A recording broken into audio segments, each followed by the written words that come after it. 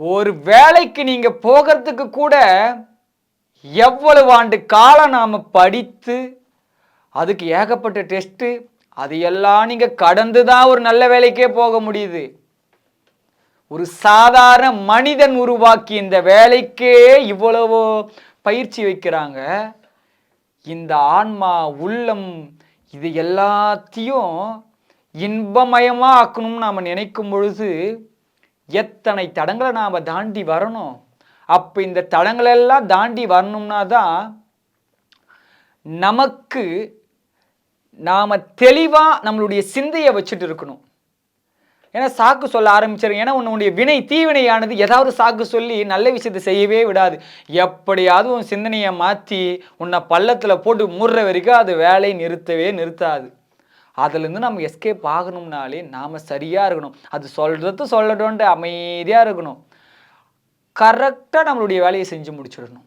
இது நீங்கள் செய்ய ஆரம்பித்தாலே தானாக முடிஞ்சிடும். சிவ தொடர்பு வைக்க வைக்க நாம் அனுபவிக்கக்கூடிய கர்மவினைகள் எல்லாம் நம்ம அனுபவிக்க ஆரம்பிப்போம். கொஞ்சம் கொஞ்சமாக அனுபவித்து அது ஸ்டாப் ஆகி முடிஞ்சிடும். அடுத்து ஆனந்தமான வாழ்க்கையானது தொடர ஆரம்பிக்கும்.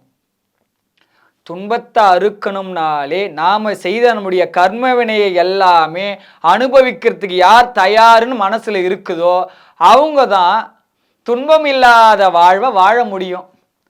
நான் பண்ணதெல்லாம் தெரியாமல் பண்ணிட்டு இதுக்கு முன்னாடி செஞ்சுட்டு இனிமேல் நான் சரியாக இருக்கிறேன், எனக்கு துன்பமே இல்லாமல் இருக்குன்னா அதுக்கெல்லாம் வாய்ப்பே கிடையாது.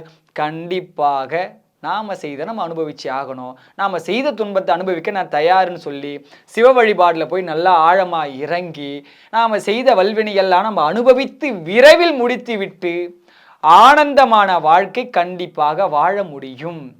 சிவ வழிபாட்டில் நம்ம முதல்ல போயிட்டு தொடங்கிட்டாலே போதும். பெரிய வல்வினையெல்லாம் நம்ம செய்தது கூட பெருசாக செஞ்சுருப்போம். நம்மளை தாக்குறது சிறிதளவு தான் தாக்கும். அது அந்த அளவு பெருசாக கூட இருக்காது. ஏன்னா நாம் செய்ததை மனதளவில் திருந்திட்டாலே இறைவன் மன்னிச்சிடுவார். வரக்கூடிய துணும்னா கை கால் தனித்தனியாக போகிற மாதிரியா வல்வினை நம்மளுக்கு வரப்போகுது. அதே மனதானது கொஞ்சம் சிதலம் அடைய ஆரம்பிக்கும்.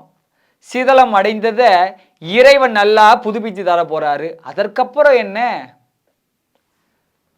இறைவனோடு தொடர்பு உள்ள உள்ளங்கள் எல்லாம் என்றும் ஆனந்தத்தில்தான் அழுந்துகின்றது. இறைவனோடு தொடர்பில்லாமல் நீங்கி இருக்கும் உள்ளமெல்லாம் இன்றளவும் துன்பத்தில்தான் அழுந்தி இருக்கின்றது.